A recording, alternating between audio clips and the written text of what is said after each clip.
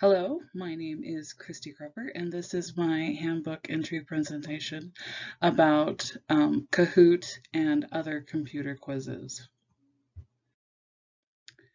Um, just to give the history of the strategy, many teachers will say that it is extremely challenging to keep students engaged and focus their attention on the teacher during a lecture, especially if it is a large class with very little chance of interaction.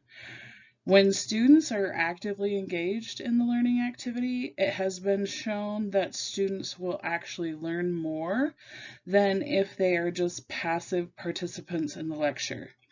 There are many ways that teachers can make lectures more interactive, and one such way is the student response system. So SRS is an acronym for Student Response Systems.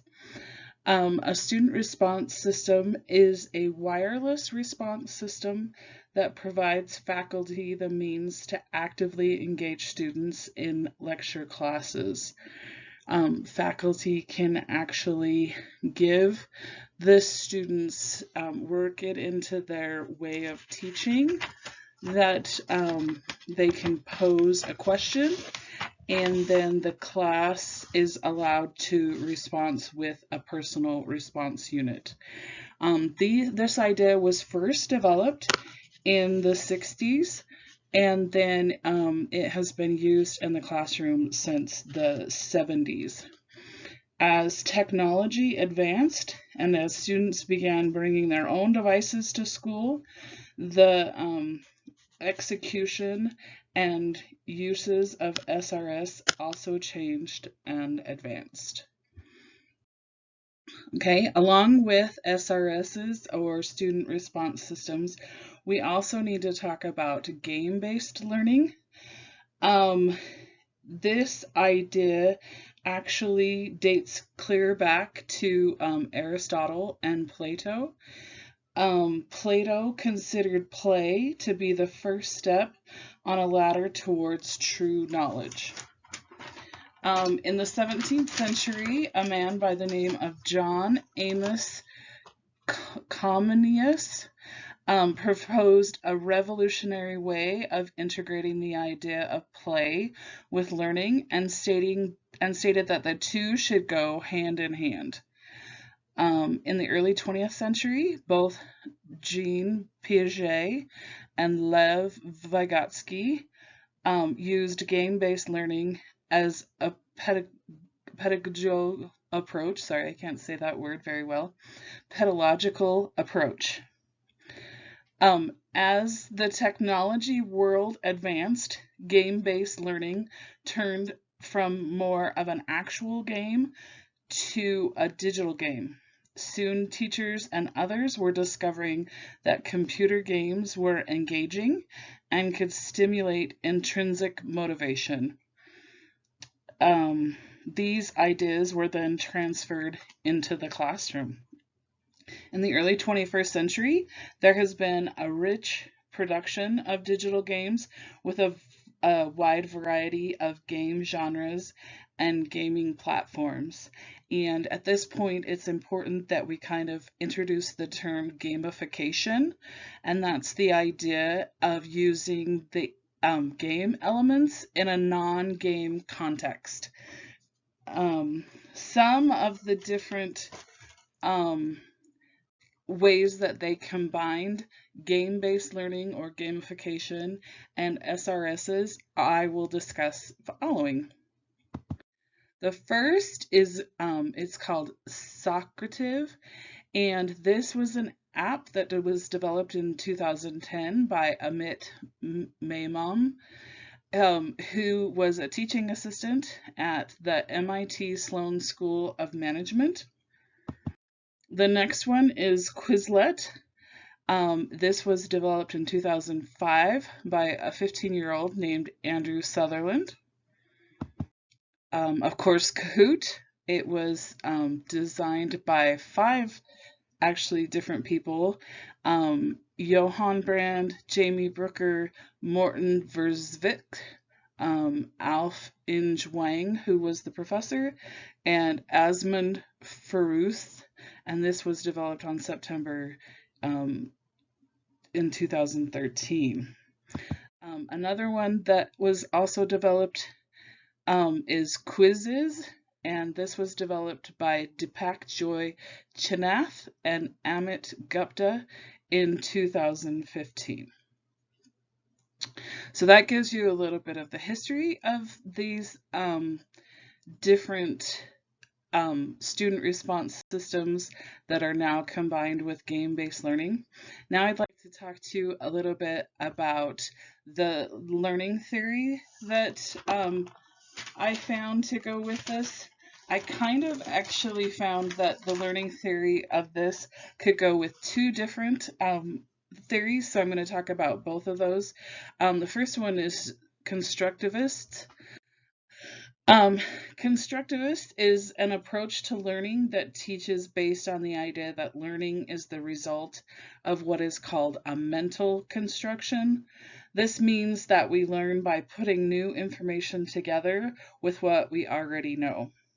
Constructivists believe that learning is affected by the context in which an idea is taught, as well as by students' beliefs and attitudes.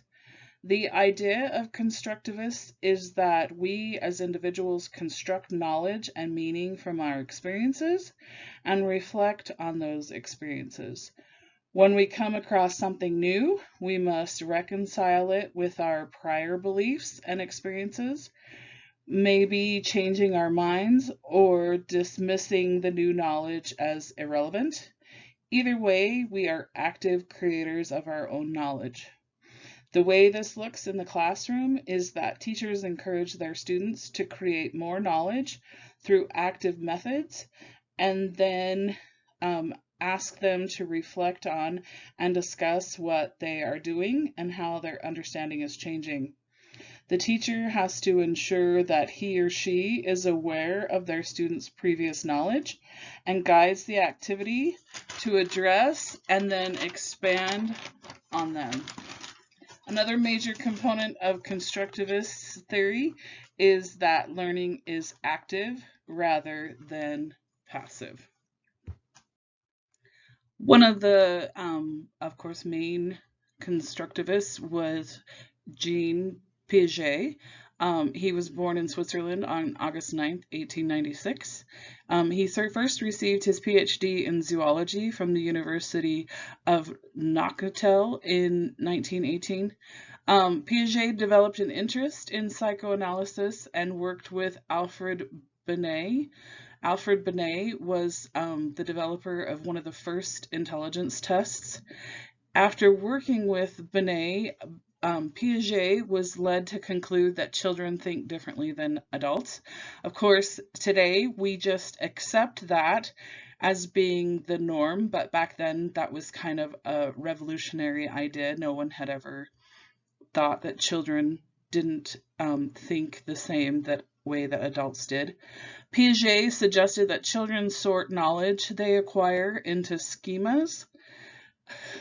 New information can then either assimilate into existing schemas or be accommodated through revising an existing schema or creating an entirely new category. Piaget also developed his 4 stages, which are the sensory motor stage, the pre-operational stage, the concrete stage, and the formal operation stage. The next idea that I kind of felt like my learning theory that kind of went along with my thing was also social constructivism. The idea with social constructivism is a lot like constructivism. It's just a little bit more in depth, so I went a little bit further with that. They state that individuals are active participants in their own knowledge. They believe that learning takes place primarily in a social and cultural setting. In social constructivism, you have the more knowledgeable other, who is someone who has a better understanding or a higher ability than the learner. Sometimes this is thought of as being a parent or a teacher, but it can actually be a peer. They have found that sometimes students especially learn better from a more knowledgeable other who is a peer. This is why they talk a lot about doing the think, pair, share idea, because sometimes that more knowledgeable other is actually a peer. They also have a ZPD, or the zone of proximal development. This is the concept that relates to the difference between what a child can achieve independently and what a child can achieve with guidance and encouragement from a skilled partner. The person who thought of social constructivism is credited as being Lev Vygotsky, and he believed that the ZPD was the area where the most sensitive instruction or guidance should be given. So then, of course, Lev Vygotsky was born November 17th, 1896. He attended Moscow State University and got his law degree in 1917. His formal work in psychology began in 1924 when he attended the Institute of Psychology in Moscow. Unfortunately, Vygotsky's life was sadly cut short due to tuberculosis in 1934. And also, he was in Russia, and the communists did not like his thinking and kind of kept it very under wraps. So for a long time, Vygotsky's work was not available to the Western side of things. So he is still kind of being learned about, but he is given a lot of credit for coming up with social constructivist. Okay, so now I'm going to talk about classroom applications for these different ideas of Kahoots. These game-based learning platforms can be used to review students' knowledge or as a break from traditional classroom activities. They can be used as a survey tool at the beginning of a session to get an idea of students' opinions or habits. It can be used as a recap quiz halfway through a lecture, as a starter tool to loosely measure students' learning, reviewing old and new material, obtaining baselines on prior knowledge, providing an interactive component to a lecture or as a discussion starter, and students can also create quizzes for each other. Some examples of ideas that I came up with that you could use these actually in the classroom. Okay, so starting with Kahoot, I would use Kahoot at the beginning of the day for the question of the day. I've heard of some teachers who have questions where they cover topics that they might be covering later in the year and just kind of get an idea as to whether or not children have a knowledge base of that, of what's coming.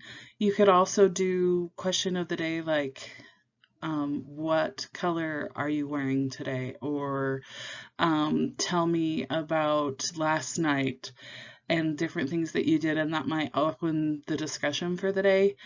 I would definitely use Kahoot after completing a reading assignment. I know a big one that my son is learning right now is character traits. And so you could have them read a passage and then ask questions regarding the passage, making sure that they're understanding and being able to pick out the different things. Also, I know there's a thing about you have to be able to find like the chapter, the heading, and the subheading. Those would be things that you could use. Obviously, you could have it after following a lecture. If you were having a lecture about force and motion, you would want to review those terms and then also have multiple choice questions that went with it, so that children making sure that they are following along. After the assignment, that you sent home for homework the night before, you could have the kids come back the next day and they could set up Kahoots for their other classmates, and this would help you to make sure that their homework makes sense to them. You could read the questions and check all of that. The other ones, obviously, like Quizizz and Quizlet, you can kind of see some different ideas there. A big one would be check-in quizzes, I think are great ideas. You could ask things about, did you understand the homework last night? Or what did you not understand on the homework last night? Or do you have any questions about the homework from last night? Critiquing a book. Did you find this character to be interesting, or what do you kind of feel about this character? I think that could prompt some really good discussions in the classroom. Quizlet, I kind of got the idea it's more of like a vocabulary changing thing, and so this might be really great for those who are studying maybe English as a second language. Could use Quizlet really well. If you have a big section that has a lot of vocabulary, Quizlet might be a great review idea for them. Scoring for these programs, what I would suggest probably, obviously, is this data would be used really well as far as formative assessments go in the classroom. I guess you could set them up that they would work as a summative assessment as far as like a big test and stuff goes. I don't know that I would use these for that, but I guess you could. But I would use the data from this to kind of see what areas that there might be misconceptions in the classroom, and also to kind of highlight which children might need some extra help. Obviously with Kahoots, you could follow and see when the child is answering the questions. Are they on the higher side? Are they kind of in the middle? Are they always at the end? Some of the different programs said that they had take home parts of the thing that you could use, and they said those had assessment things that kind of told you like what questions were commonly being missed, what percentage of students missed which question, and then that also would help you to kind of point towards where students were having struggles or different obstacles that they were running into. I also would probably use the idea of when children are making these for each other, to kind of look at their questions and kind of gauge and make sure that they are understanding what we're actually addressing in the class and how things are going. I think that's a really good way to use these programs and kind of use that to base your understanding and scoring. This is a copy of my references.